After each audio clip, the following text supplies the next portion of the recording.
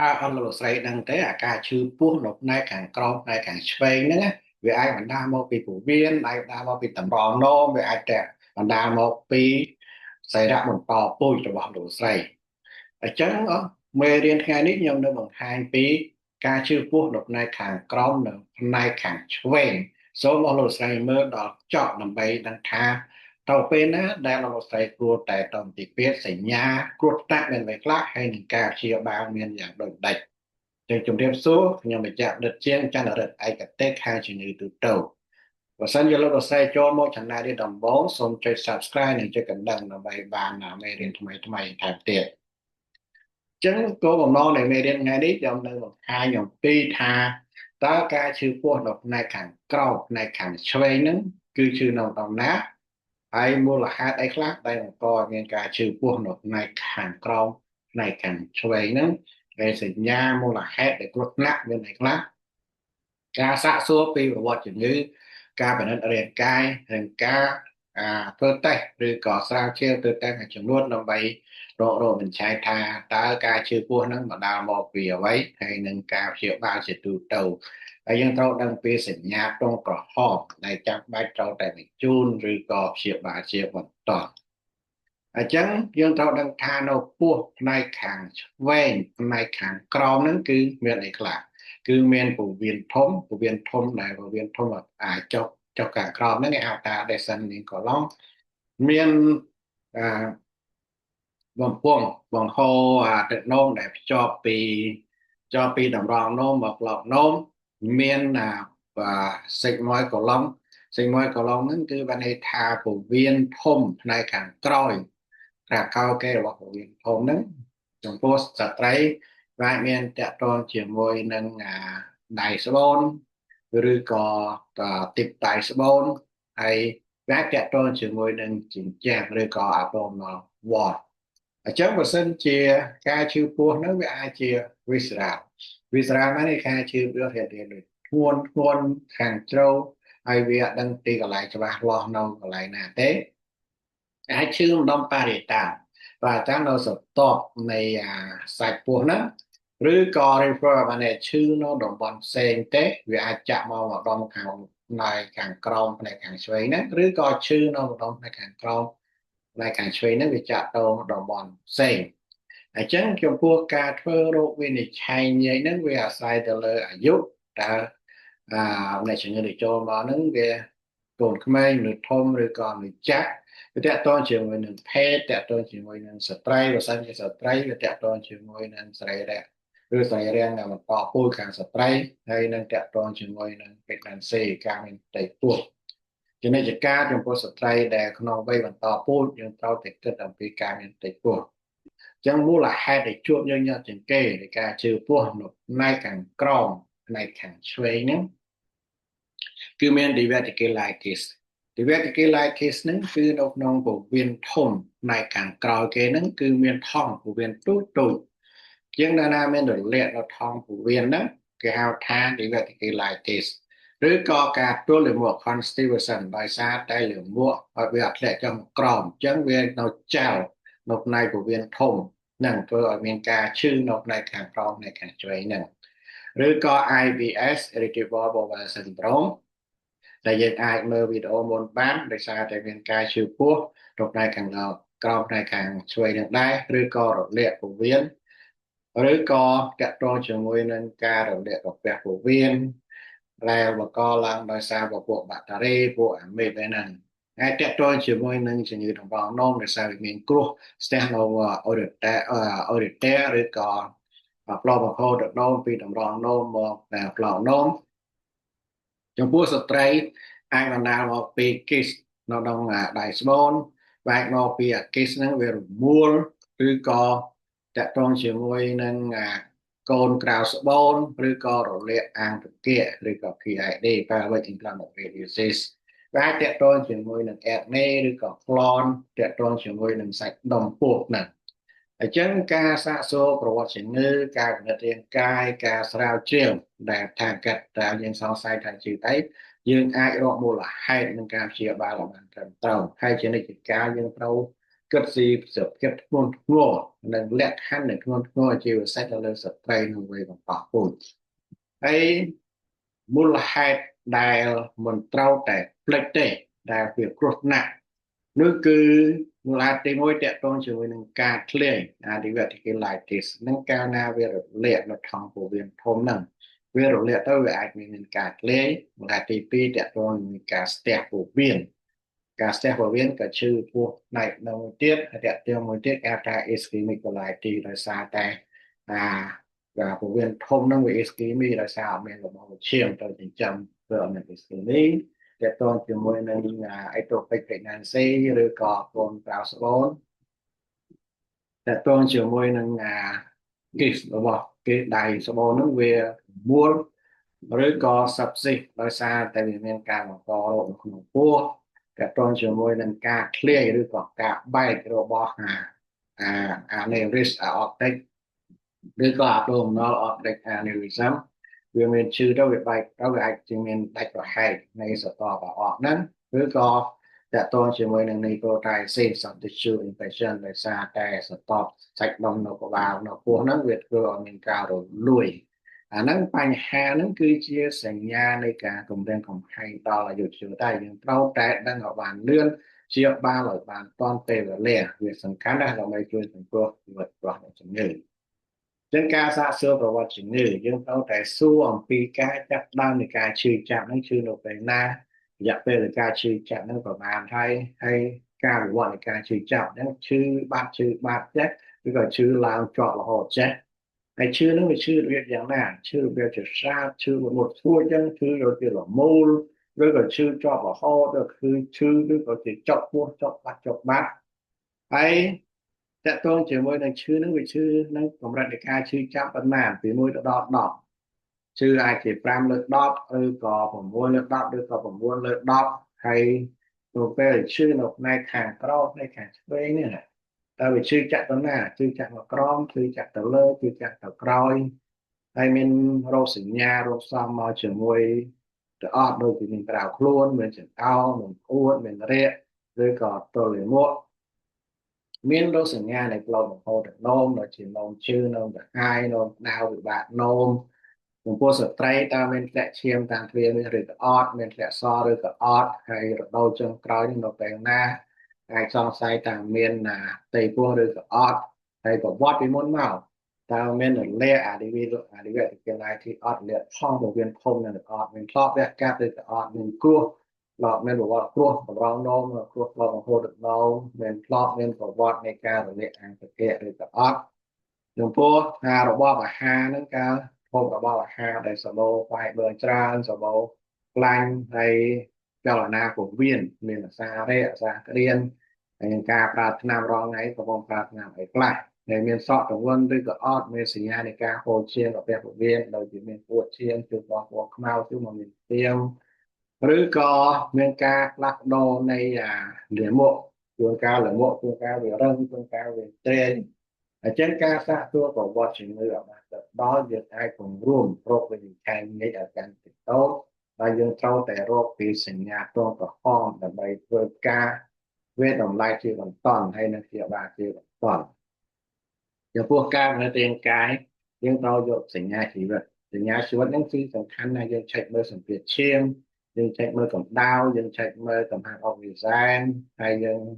ឆែកមើលចង្វាក់ដង្ហើមរបស់គាត់គាត់មានក្រៅខ្លួនអត់ក៏មានបេះដូងដើរញាប់អត់ក៏មានសញ្ញានៃសម្ពាធឈាមចុះទាបឬក៏អត់ហើយបន្តមកយើងក៏លេខមើលសភាពទូទៅរបស់គាត់តើភាពទូទៅរបស់គាត់តុកសិកមើលទៅឈឺខ្លាំងទៅតាមមុខមកចឹងឬក៏គាត់នៅឈឺមានប៉ុន្តែមុខរបស់គាត់នៅធម្មតាទេ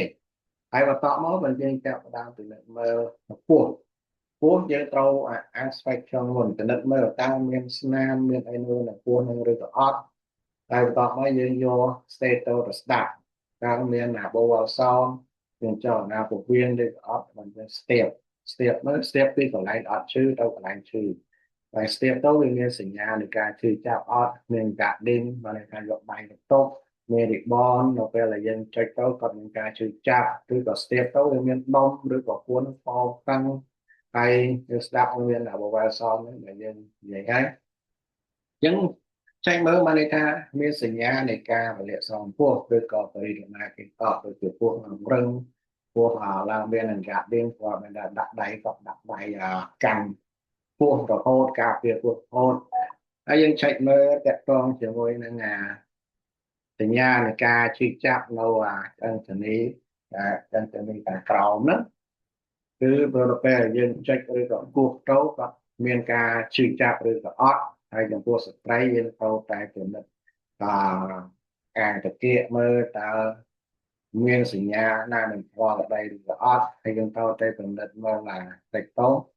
តើរន្ធគូតឬមើលដៃរត់មើលតើឃើញថា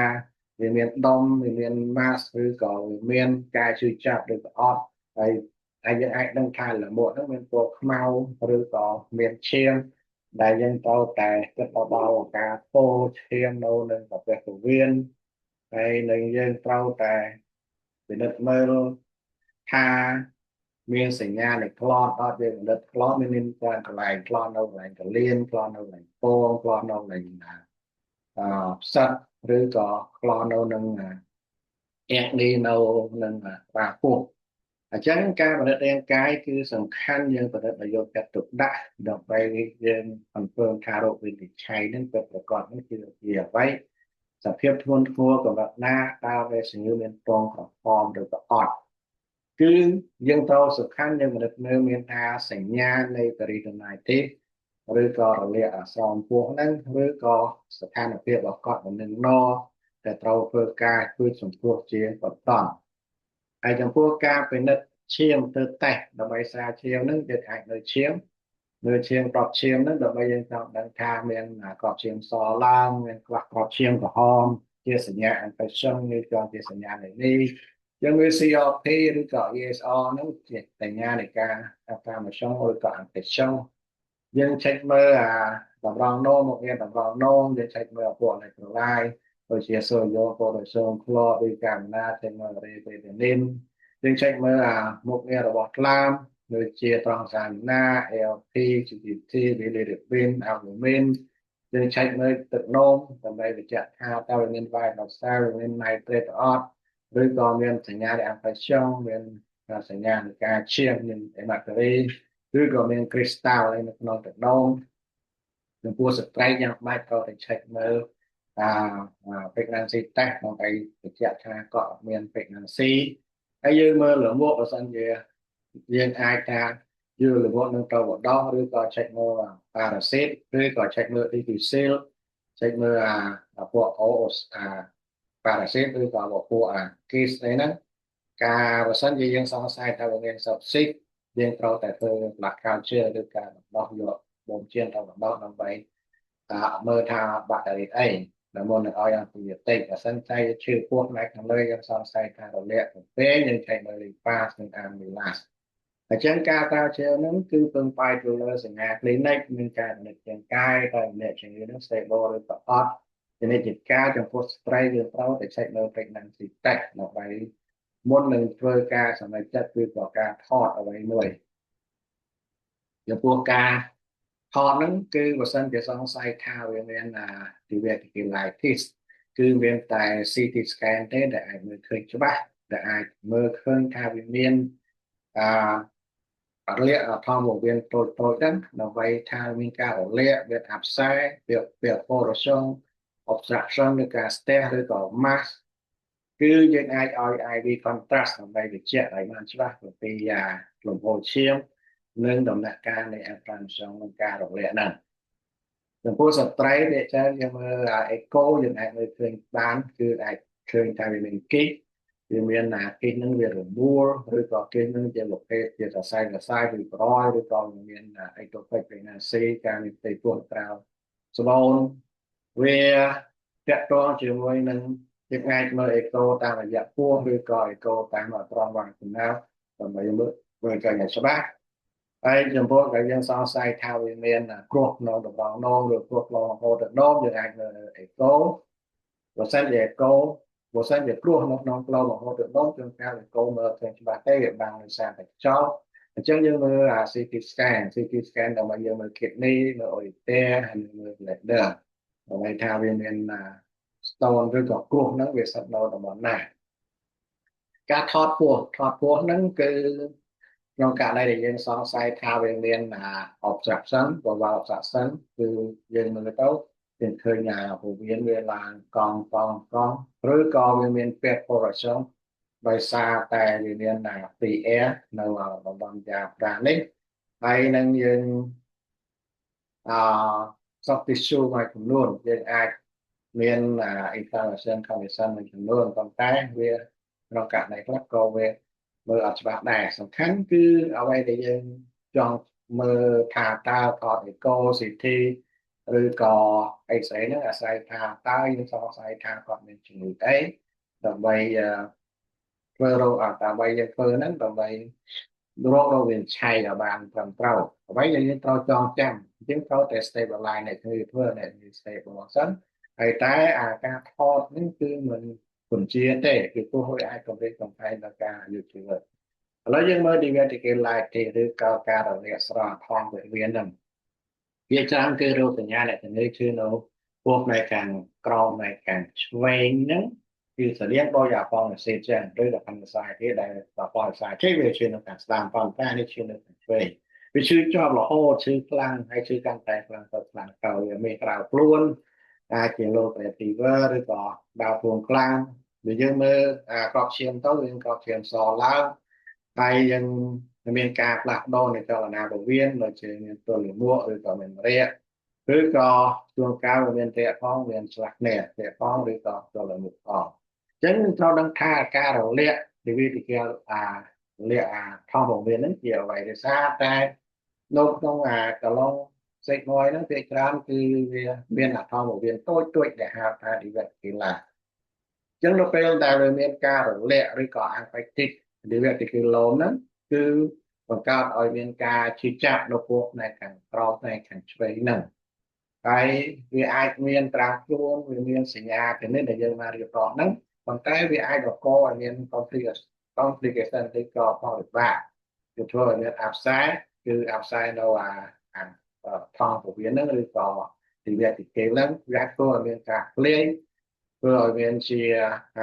fistula បែរថាវាលូនចូល connection ទៅដល់ការរយៈថាវាលូនចូលដល់អង្កាំផ្សេងទៀតobstruction ស្ទះពោះវៀនដូចជាប្លុកចលនាពោះវៀនហ្នឹងធ្វើចលនាពោះវៀនអត់ដើរអញ្ចឹងចំពោះការព្យាបាលគឺបើសិនជាអត់មាន complication អីទេយើងព្យាបាលជា OPD បានយើងឲ្យអរ៉ាំ antibiotic យើងឲ្យ diet យើងបន្ថយនៅអាហារដែលមានresidue ច្រើនហើយតាមបានដល់ចំពោះករណីដែលធ្ងន់ធ្ងរហើយមាន complication ផលវិបាកហើយយើងត្រូវតែ admit ដោយឲ្យ IV តាមអង្គទីតិចហើយនឹងប្រឹក្សាជាមួយគ្រូពេទ្យវះកាត់តើត្រូវវះកាត់ឬក៏យ៉ាងម៉េចការ support ទីជាយ៉ាងไรទីខ្លួននៅតាមបទការទីចាប់អញ្ចឹងការដឹងឲ្យបានលឿនការព្យាបាលឲ្យបានត្រឹមត្រូវគឺវាបន្ថយនៅផលវិបាកនិងធ្វើឲ្យការព្យាបាលកាន់តែប្រសើរឡើងអញ្ចឹងបន្ទាប់ពីយើងព្យាបាលហើយយើងត្រូវតែធ្វើcolonoscopy បើសិនជាពីមុនបកដែលធ្វើឆ្លោះសងពោះវៀនទេគឺដាក់សងពោះវៀន4ទៅ8អាទិត្យបន្ទាប់ពី recovery យើងអាចធ្វើក្នុងកំឡុងពេលដែលឈឺនឹងទេព្រោះពេលការដែលយើងធ្វើទៅកំឡុងពេលដែលឈឺហ្នឹងវាមានហានិភ័យនឹងធ្វើឲ្យមានពេទ្យបរិស័ទក្នុងការភ្លាយពោះវៀនអញ្ចឹងឲ្យពេលយើងព្យាបាលឲ្យជាហើយបើយើងដាក់ឆ្លោះសងពោះវៀនទៅពេលក្រោយទៀតចំពោះមូលហេតុដែលបណ្ដាលមកពីកាពះពោះវៀននេះមូលហេតុដែលជួបទឹកងាប់គឺតកតងជាមួយនឹងការទល់លាមកការទល់លាមកឬលាមកចូលមកចេញមកហ្នឹងគឺមានរឹងឬក៏មានហើមពោះឬក៏មានការពិបាកហើយបន្ទាប់ពីគាត់បន្តបងហើយគឺការជឿពោះហ្នឹងគឺប្រសើរជាងមុនអត់ជាងមុន IBS irritable bowel syndrome មានឈឺរបៀបជាមូលដែរហើយការឈឺហ្នឹងគឺវាបាក់នៅពេលដែលគាត់បន្តបងចេញហើយមានហើមពោះហើយមានការផ្លាស់ប្ដូរពោះវៀនទៅចលនាពោះវៀនដូចជាជួនកាលមានរាគជួនកាលមានក្តៀនហើយឈឺហ្នឹងលើពីដៃកែទៅ IBD inflammatory bowel disease មានជំងឺពីរសំខាន់គឺ Crohn's disease និង ulcerative colitis ជំងឺហ្នឹងគឺជាជំងឺដែលរ៉ាំរ៉ៃភាគច្រើនឈឺពោះហ្នឹងរ៉ាំរ៉ៃហើយជួនកាលមានរាគឯបូកមួយជួនកាលមានឈាមមានសបោសក់ទងន់ ออกกำลังhay ta để đi của bạn đọc trên của khó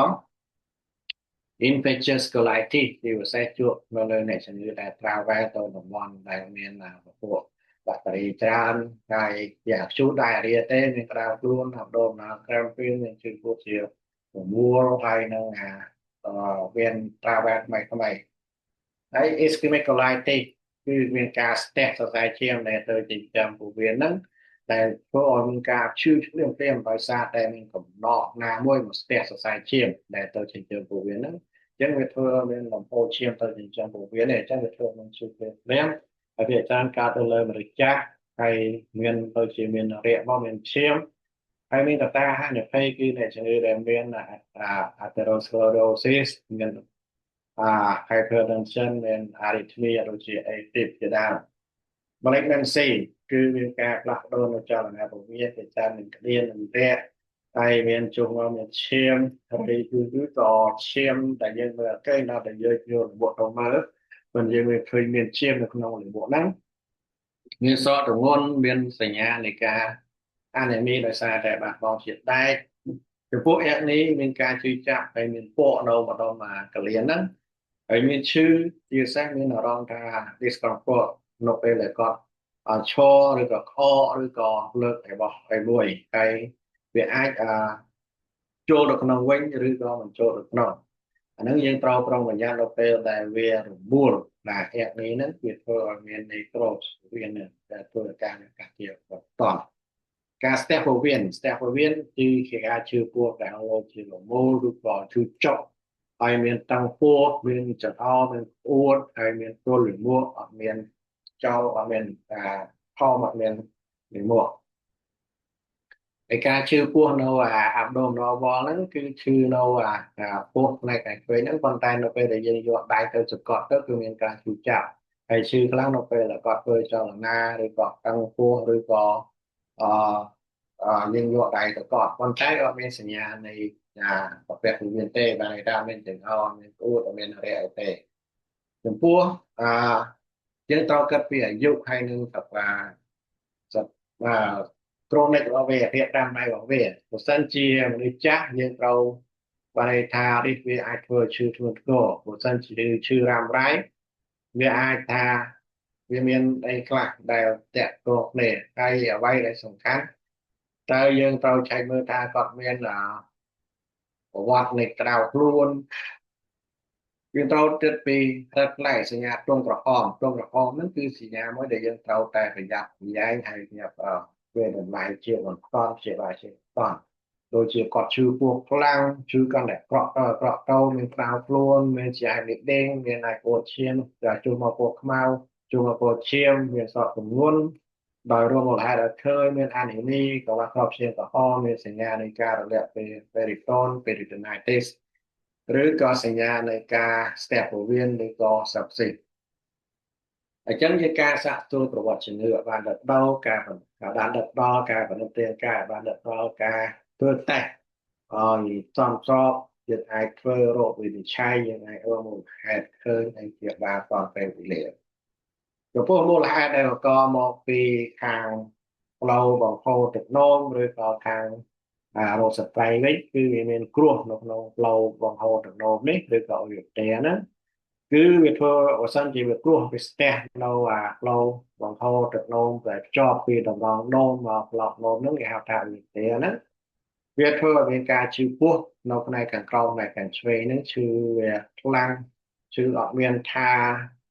severe មកក៏លេចគឺចុកអត់មានសារភាពពលសិនមួយណាដែលធ្វើឲ្យមានបាត់ឈឺនោះទេហើយវាឈឺនៅបដុំពោះខាងផ្នែកខាងឆ្វេងហ្នឹងគឺចាក់នៅបដុំពលានឬក៏បដុំទៅបដាប់បន្តពោះហើយវាមានដោយហេម៉ាតេរីមានការហោឈាមនៅក្នុងទឹកនោមហើយមានចង្អោរមានអួតហើយនៅជុះនោមដោយជុះចង់ទៅជុះហើយជុះទៀតអត់នេះមកដាក់ទេនៃការរលាកនៅតម្រងនោមជាលនិកាយទីដែលឈឺនៅបដុំផ្លែឬបដុំលេះលោកាត់នៅឈឺផ្នែកខាងក្រោម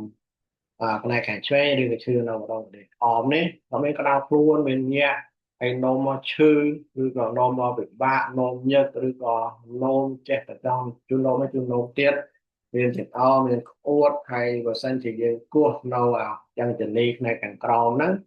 នៅយ៉ាងនិយាយថាខាងក្រោមហ្នឹងក៏មានការជឿចាប់ចំពោះការ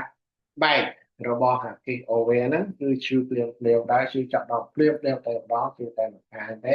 ឈឺស្រាបឈឺរបួសសួយហ្នឹងឈឺបន្តពីគាត់មានសកម្មភាពការងារមួយឬក៏ឈឺបន្តពីគាត់ព្រមភេទព្រោះអត់មានចង្អោរមាន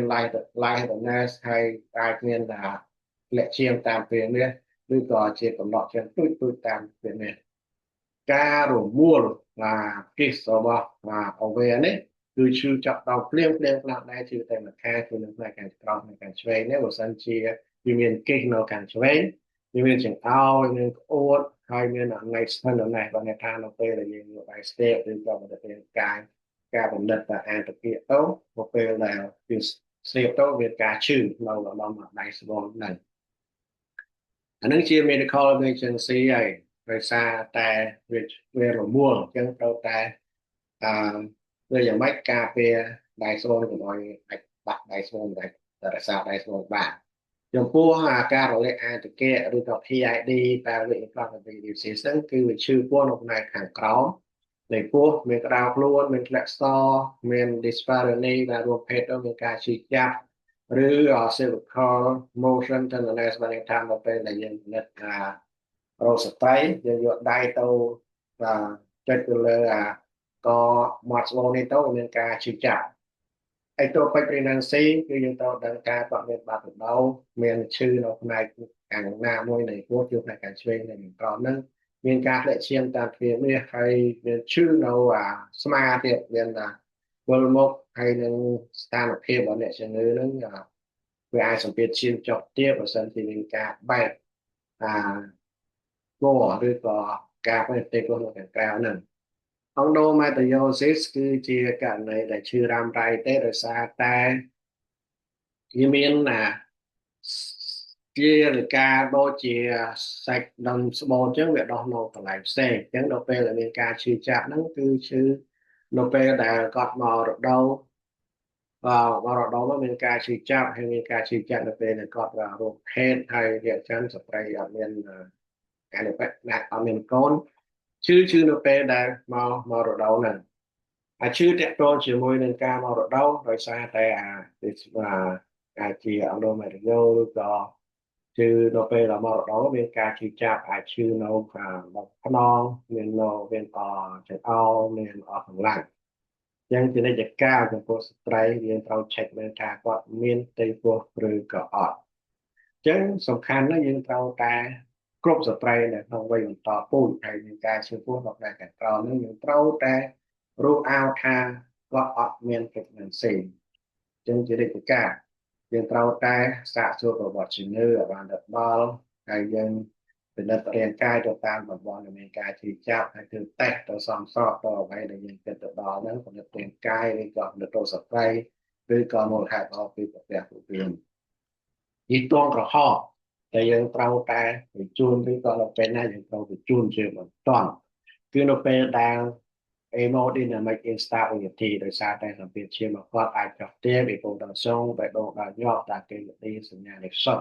ចាក់ចងដៃចងជើងឬក៏មានការប្រែប្រួលកម្រិតស្មារតីមាន severe gagging ឬក៏បងបានយកដៃទប់ពោះគាត់រហូតគឺការសញ្ញានៃការរលាកនៃperitonitis ហើយវាអាចតាក់ទងជាមួយនឹងការក្លេពីប្រឆុងរីណាទីរលាកសំពោះនិងរលាកធ្ងន់ធ្ងរគាត់អួតជាប់រហូតអួតអត់បាត់ទេវាអាចមានហានិភ័យធ្វើឲ្យមានការបាត់បង់ជាតិទឹកការបាត់បង់ពលរដ្ឋទាំងឡាយឬក៏តាក់ទងជាមួយនឹង obstruction គាត់មិនអាចហូបរបស់អីមួយបាននៅពេលដែលគាត់ហូបទឹកឬក៏ហូបបាយទៅក៏មានការឈឺចាប់អញ្ចឹងធ្វើឲ្យមានការបាត់បង់ជាតិទឹកហើយនឹងសារធាតុនេះកាន់តែធ្ងន់ធ្ងរទៅក្តៅខ្លួនដែលយើងសង្ស័យតែសបសិកក៏មានតែក្តៅខ្លួនមានញាក់មានមើលសភាពរបស់គាត់ធ្ងន់ធ្ងរហើយនៅអាចវាក៏មាន infection ឬក៏សបសិកDehydrating ការហូរឈាមតាមកាពះពោះវៀនដូចជាការអួតមកឈាមជួងមកពណ៌ខ្មៅឬក៏ជួងមកមានឈាមគឺជាសញ្ញាដែលបញ្ជាក់ថាតកតងជាមួយនឹងជំងឺដែលមានកាពះពោះវៀនសង្កូម có ai sắm lọt có ai đua ai chịu chạy vềสัญญาณในช็อปหรือก็การบัตรบอลเชียงหรือก็แตะตัวเชียงมวยหนึ่งวัวละห้าได้มาปีใบดอกนั่นเลยเนี่ยชื่อเดเมียนไต้ปัวไอเป็นการชื่อปัวเป็นการเล็ดเชียงอันนั้นอาจีไอตัวไปเป็นงานซีก็โกนหมดราสบอนอาเป็นการดูสบอนชนิดที่เก้าเป็นเราแต่จะในคือตัวเราแต่เปิดการเชื่อบาเชื่อตอนไหนโอเคเรายังสงสัยทางเป็นการระมวลหรือก็ระมวลlà đại kỹ nó đại sbonหรือก็ไอตัวไปเป็นเซย์หรือก็การเป็นตีพวกการสบอนนึงคือชื่อเปลี่ยนชื่อคลั่งแต่งดอกไปเรียนประวัติหรือก็เรียนประวัติในเรียนข้อหรือก็สิ่งก็เป็นสิ่งการสเต็ปหัวเวียนหรือก็การเล่นหัวเวียนเนี่ยจะเป็นการชื่อพวกคลั่งเป่าพวกตั้งพวกตัวหรือพวกตอนเรียนชอลเรียนเผาตอนเรียนหรือพวกไอ้พวกเรียบเต้าเวลนึงหรือก็สัญญาในการสอบพวก chẳng đâu sau nó phải làm dân song sai tha ởច្បាស់លាស់ទេយើងទៅ escalate early នេះថាយើងប្រាប់ព័ត៌មានទៅដល់គ្រប់ពេលផ្សេងៗដើម្បីយើងបញ្ជូនទៅយើងបញ្ជូនឬក៏ការព្យាបាលដើម្បីជួយសង្គ្រោះអាយុជីវិតអញ្ចឹងអ្វីដែលសំខាន់យើងត្រូវតែ